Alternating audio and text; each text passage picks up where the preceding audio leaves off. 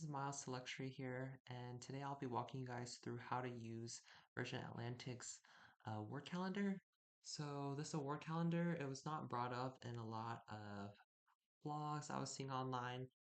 Instead, they were recommending people to check out Reward Seat Finder or some other feature on the Virgin Atlantic website.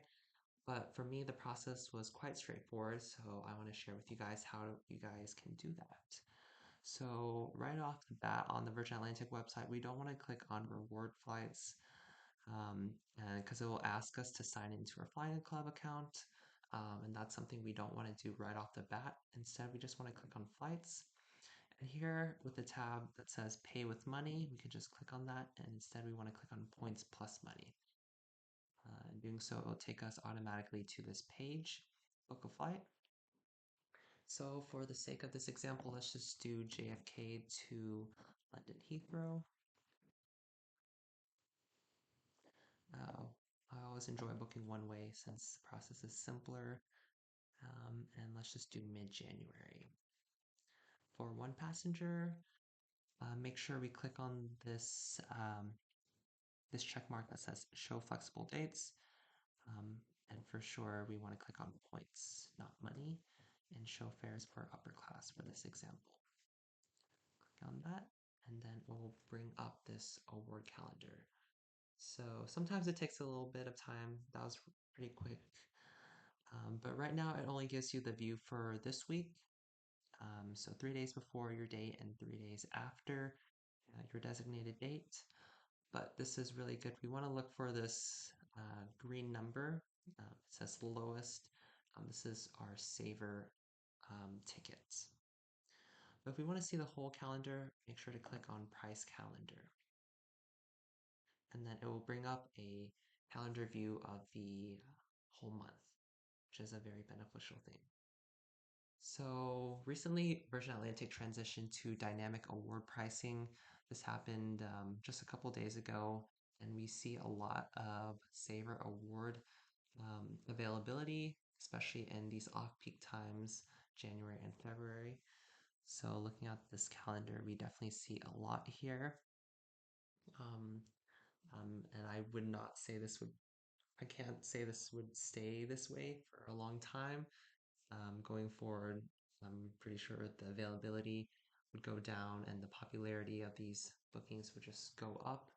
So if you guys have any Virgin Atlantic points and want a way to get over to London sometime in January or February, definitely hop on this offer.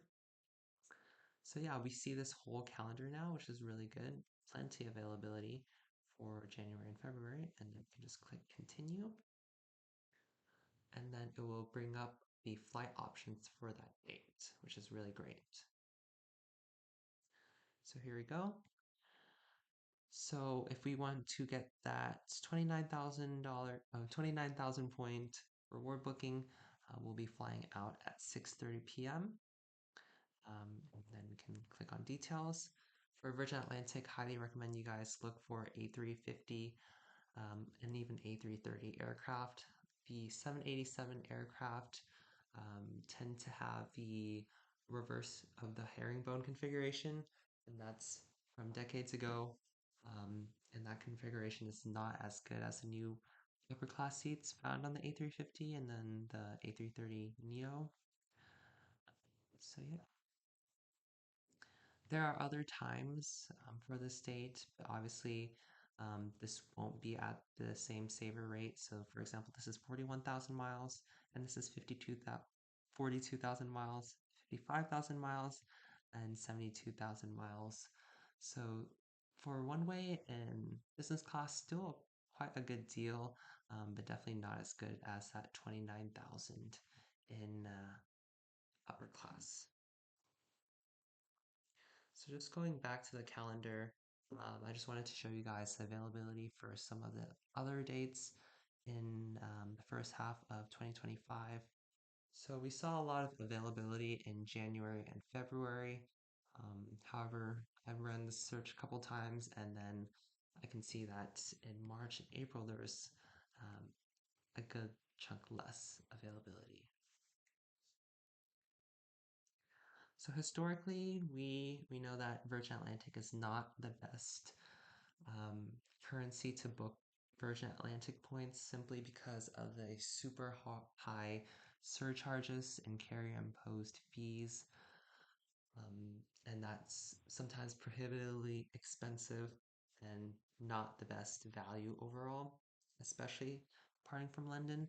But we can see here that Virgin Atlantic has reduced the fuel surcharges and carrier imposed fees on a lot of these bookings, especially the saver bookings. The fees now departing the US are only $255, which is a killer deal compared to the easily $600 to $1,000 in fees we've seen elsewhere. So as you can see here, the availability is a lot less in March, and even in April, it'll be even less. So dynamic forward pricing, there's definitely it has its pros and cons. With its pros, if you can lock in a great off-peak date, you can get over the pond in very few miles and very few taxes and fees. On the other hand, of course, if you have very specific dates, you want to go in peak travel season, and you would be looking at fees such as $481 in taxes and 90,000 one way in upper class, which is obviously not the same when it comes to value. So that's just a quick look at Virgin Atlantic and how to utilize this award calendar.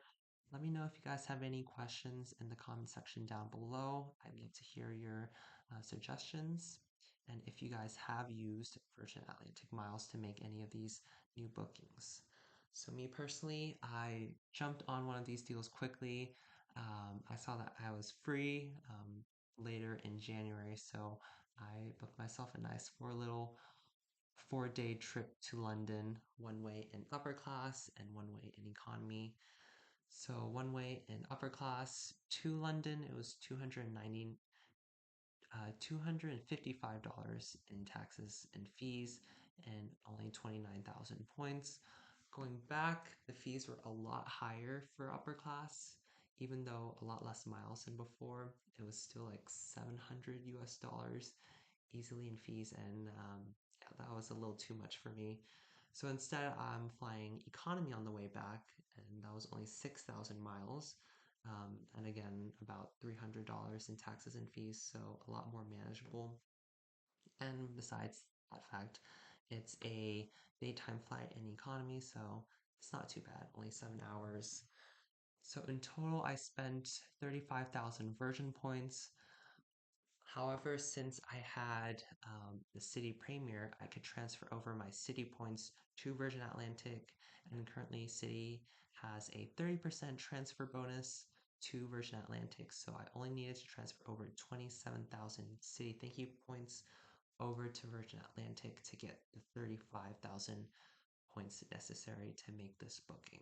So crazy good deal, especially now since Citi and Chase have these transfer bonuses. And if you have Chase points, even better, it's a 40% transfer bonus. Since I used up all my Chase points to make an ANA first class booking, I was not able to hop on that. However, the difference wouldn't have been that much anyways. But yeah, that's about it for this video. Let me know if you guys have any questions at all. Thank you guys so much for watching and hope to see you guys again soon.